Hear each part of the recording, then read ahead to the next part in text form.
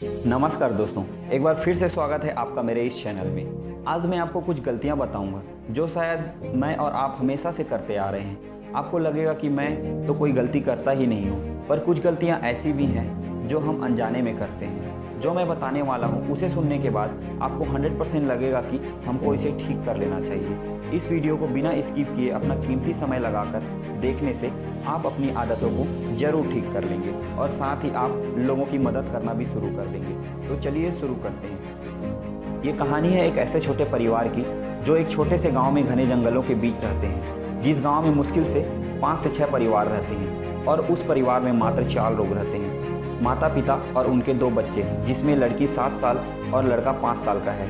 यह परिवार बहुत ही ज़्यादा गरीब है। उनका घर भी पूरी तरह से छोटे छोटे लकड़ियों से बना हुआ है। माता पिता अपने परिवार का पेट भरने के लिए घर से 15 से 20 किलोमीटर दूर जाकर, छोटा सा शहर है, वह रोज काम की तलाश में वहां जाते। कभी उनको काम मिलता और कभी नहीं। रोज शाम को बच्चे घर के बाहर बैठे रहते इस उम्मीद में कि आज उनको खाने को क्या मिलेगा। कभी कभी तो ऐसा होता कि उनको खाना बिना सब्जी के बस नमक के साथ खाना पड़ जाता।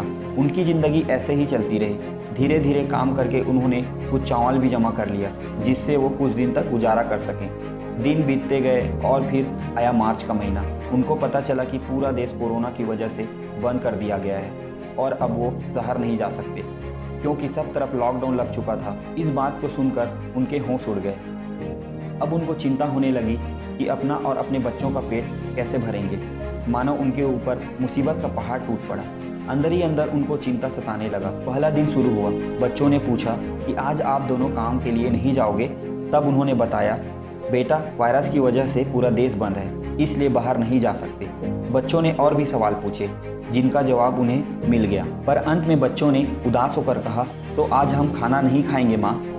माँ और पापा रोने लगे और दोनों बच्चों को गले से लगा लिया और बोले, खाना खाएंगे बेटा, तुम लोग परेशान मत हो। उस दिन दोनों बहुत रोए। फिर शाम हो गया। शाम को कुछ दिनों से जमा किया हुआ चावल था, उसको बना के सब ने खाया, पर उनको पता था कि ये बस कुछ दिनों के लिए ही चलेगा।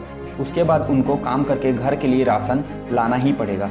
कुछ दिन बीतने के बाद चावल भी खत्म हो गया। उन्होंने सोचा कि गाँव में किसी से मदद मांग लेते हैं, पर आसपास से भी कोई मदद नहीं मिली। अब वो और डरने लगे कि बच्चों का पेट कैसे भरेंगे, पर हिम्मत करके वो आसपास के गांव में काम की तलाश में गए। पर जिस गांव में भी जाते उनको गांव में घुसने ही नहीं दिया जाता। कोरोना की वजह से भगा दिया जाता। कई बार तो उनको धक्का भी खाना पड़ता जिससे उनको चोट भी लग जाती। उन्होंने सोचा कि क्यों ना एक बार शहर जाकर देखते हैं, हो सकता है कुछ न कुछ काम मिल जाए, पर उनको वहाँ भी पुलिस का डंडा खाना पड़ता और वो थक हार कर घर वापस आ गए। उनको कुछ समझ नहीं आ रहा था कि अब वो क्या करेंगे। गर्मी का महीना था, आम का भी सीजन शुरू हो गया था। बहुत सारे पेड़ों पर आम पकना शुरू हो गया। उनको देखकर उन्होंने सोचा कि आम तोड़कर ले जाते हैं, कम से कम बच्चों का पेट भर जाएगा। कुछ दिन तक वो आम से ही पेट भरते रहे और लोगों को आम देकर उसके बदले कुछ खाना भी मिल जाता। और कई लोग तो गाँव में घुसने भी नहीं देते। जैसे तैसे करके अपना जीवन जीने लगे, पर ये बस कुछ दिन के लिए ही था। फिर सारे पेड़ों से आम भी खत्म हो गया। फिर एक दिन ऐसा आया कि उनके पास खाने के लिए कुछ भी नहीं बचा था। बच्चे रोने लगे कि उनको भूख लग रही है और चाह के भी उनके माता पिता कुछ नहीं कर पा रहे थे। दोनों रोते हुए उनको बोलने लगे कि पानी पी लो बेटा, भूख नहीं लगेगा। उस दिन सब ने बस पानी को ही पीकर दिन और रात बिताया। उस रात पूरा परिवार रोते हुए सोया। अगले दिन दोनों बच्चे बहुत कमज़ोर हो गए थे। उनको देखकर एक बार फिर हिम्मत करके दोनों काम की तलाश में निकल पड़े, पर बहुत ढूंढने के बाद भी उनको कोई काम नहीं मिला और ना ही कुछ खाने को मिल पाया। बच्चे भी अपने पड़ोसियों के पास गए, पर उन्होंने ये कहकर भगा दिया कि तुम्हारे माता पिता खाना नहीं देते क्या जो हमसे मांगने आए हो। बच्चे ये सुनकर रोते हुए घर वापस आ जाते। शाम हो गई। उनके माता पिता का वापस आने का इंतजार करने लगे, इस आस में कि कुछ न कुछ खाना लेके जरूर आएंगे। कुछ देर बाद ही वो आ जाते हैं, पर उनके हाथ में कोई खाना नहीं था। बच्चे दौड़कर उनके पास गए और कहा, माँ खाना लाए, हमें बहुत भूख लग रही है माँ। हमने आसपास के लोगों से भी मांगा, पर उन्होंने कहा कि तुम्हारे माता पिता खाना नहीं देते क्या। ये बात सुनकर उनको और भी दुख हुआ। दोनों रोने लगे। अब वो पूरी तरह से टूट गए थे। उन्होंने कहा, बच्चों आज भी हमें खाना नहीं मिल पाया, हम तुम्हारा पेट तक नहीं भर पा रहे हैं, लालत है हमारे ऊपर। ऐसा कहते हुए ज़ोर ज़ोर से रोने लगे। बच्चों ने ये देखकर उनको गले से लगा लिया और कहा, कोई बात नहीं माँ, हम आज भी पानी पीकर सो जाएंगे, आप दोनों मत रो, कल आपको ज़रूर काम मिल जाएगा। आज फिर सब ने बस पानी पिया और सोने लगे। पर उस रात कुछ ऐसा हुआ जिसकी उम्मीद नहीं थी। दोनों अब पूरी तरह हार मान चुके थे। उन्होंने फैसला लिया कि बच्चों के सोने के बाद हम आत्महत्या कर लेंगे, और फिर उनके सोने के बाद दोनों ने एक जहरीले पौधे की पत्ती को खाकर आत्महत्या कर लिया। जब सुबह बच्चे उठे तब उन्होंने देखा कि उनके माता पिता सो ही रहे हैं। बच्चों ने बहुत कोशिश की उनको उठाने की, पर वो नहीं उठे। तब बच्चों ने आसपास के लोगों को बुलाया। पड़ोसियों ने देखकर बताया कि उनके माँ बाप अब नहीं रहे, उन्होंने आत्महत्या कर लिया। तब बच्चों की आंखों से आंसू निकलना शुरू हो गया और वो ज़ोर ज़ोर से रोने लगे और अपने माता पिता को उठने के लिए कहते रहे। कुछ देर बाद बच्चों ने पड़ोसियों को बताया कि उन्होंने 2 दिन से कुछ नहीं खाया है, और यही बोलते हुए दोनों बच्चे बेहोश हो गए।